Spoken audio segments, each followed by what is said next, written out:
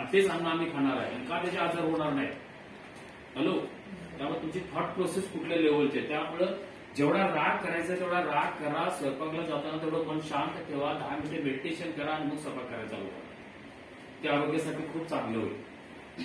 आपण म्हणतो ना, मंदिरात मध्ये गेल्यानंतर प्रसाद का चांगला लागतो, घरी केलेला प्रसाद का चांगला होत नाही. त्याचं कारण ते तिथे सगळी पॉझिटिव्ह एनर्जी ट्रान्सफर झालेली असते मंदिरामध्ये. समजते मी काय म्हणतोय. आणि घरामध्ये ऑलरेडी तात्पुरती असते.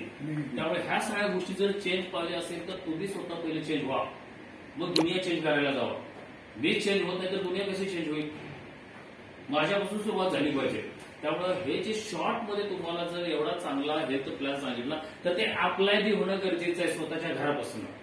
बरोबर आहे. मग दुसऱ्याच्या घरामध्ये सांगू शकतो नाही हा पितो दुधाचा चहा आणि दुसऱ्याला सांगतो ब्लॅक टी.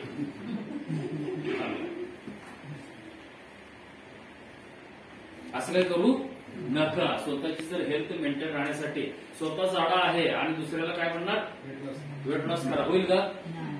स्वतः पातळ आहे आणि दुसऱ्याला म्हणणार वेट वाढलं पाहिजे. बॅलन्स करा.